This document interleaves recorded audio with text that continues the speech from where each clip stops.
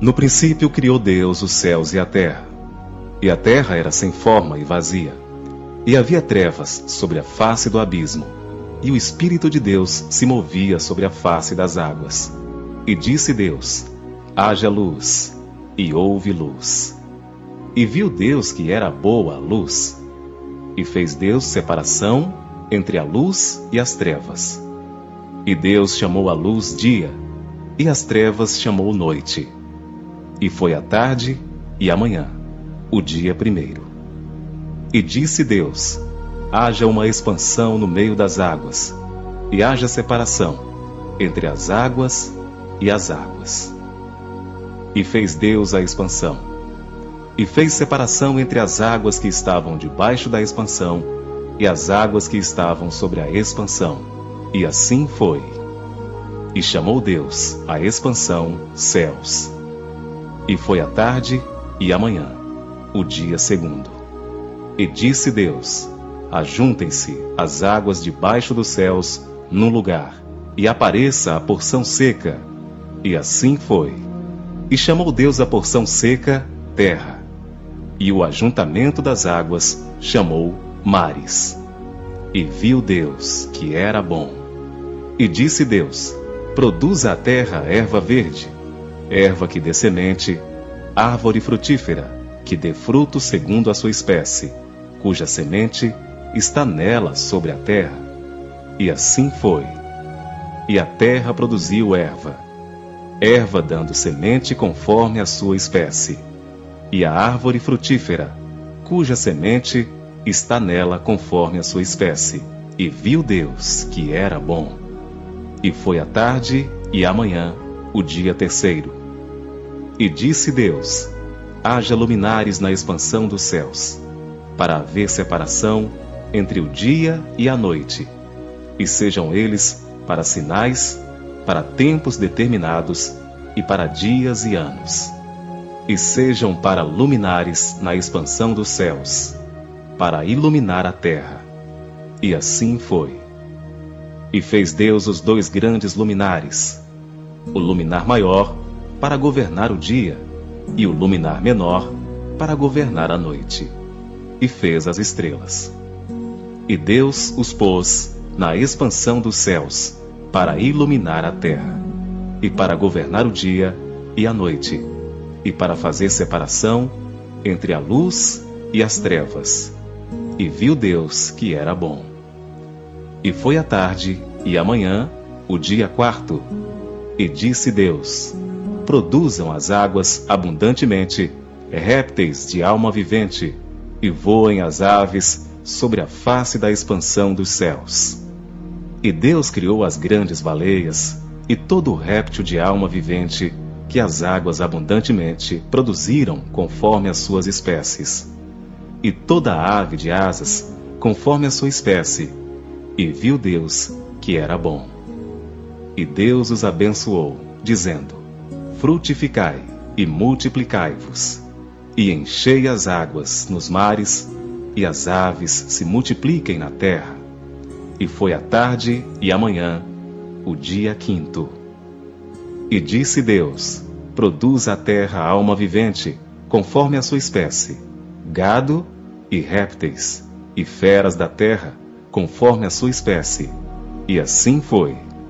E fez Deus as feras da terra, conforme a sua espécie, e o gado conforme a sua espécie, e todo o réptil da terra, conforme a sua espécie. E viu Deus que era bom. E disse Deus: façamos o homem à nossa imagem, conforme a nossa semelhança, e domine sobre os peixes do mar, e sobre as aves dos céus, e sobre o gado, e sobre toda a terra, e sobre todo o réptil que se move sobre a terra. E criou Deus o homem à sua imagem. A imagem de Deus o criou, homem e mulher os criou.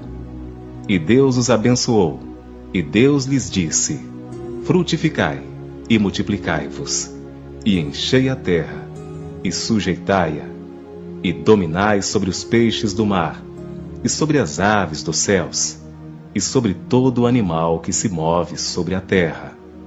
E disse Deus: Eis que vos tenho dado toda a erva que dê semente, que está sobre a face de toda a terra, e toda árvore em que há fruto, que dê semente, ser-vos-á para mantimento. E a todo animal da terra, e a toda ave dos céus, e a todo réptil da terra, em que há alma vivente, toda a erva verde será para mantimento. E assim foi. E viu Deus tudo quanto tinha feito, e eis que era muito bom. E foi a tarde e a manhã, o dia sexto.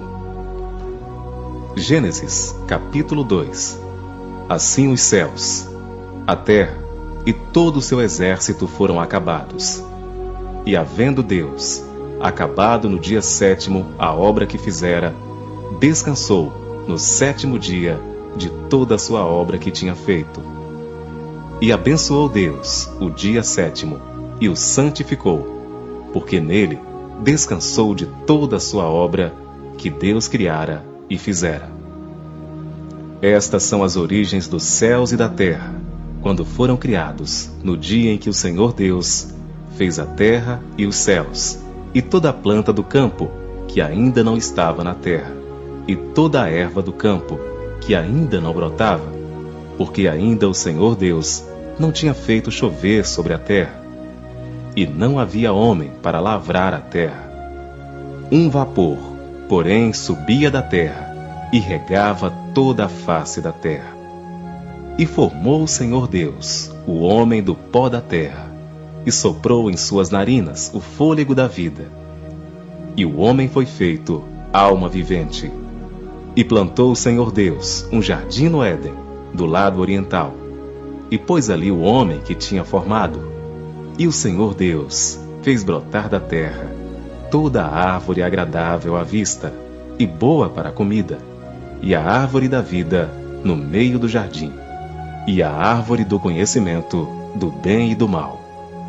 E saía um rio do Éden para regar o jardim, e dali se dividia e se tornava em 4 braços.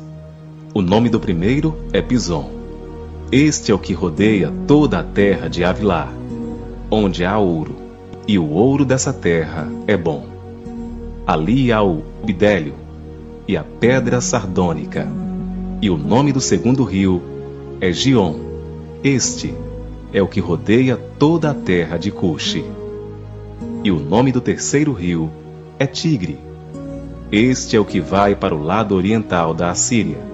E o quarto rio é o Eufrates. E tomou o Senhor Deus o homem, e o pôs no jardim do Éden, para lavrar e o guardar. E ordenou o Senhor Deus ao homem, dizendo: de toda a árvore do jardim comerás livremente, mas da árvore do conhecimento, do bem e do mal, dela não comerás, porque no dia em que dela comeres, certamente morrerás. E disse o Senhor Deus: não é bom que o homem esteja só.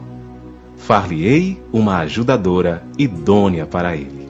E havendo, pois, o Senhor Deus formado da terra todo o animal do campo, e toda a ave dos céus, os trouxe a Adão, para este ver como lhes chamaria.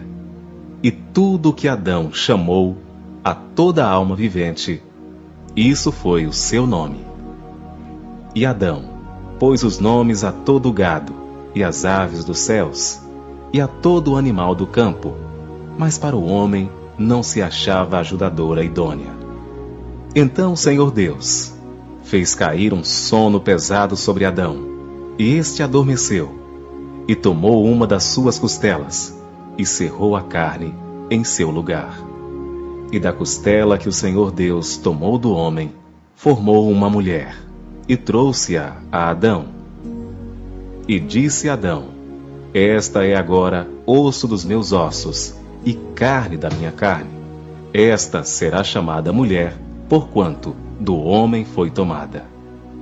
Portanto, deixará o homem o seu pai e a sua mãe, e apegar-se-á à sua mulher, e serão ambos uma carne. E ambos estavam nus, o homem e a sua mulher, e não se envergonhavam.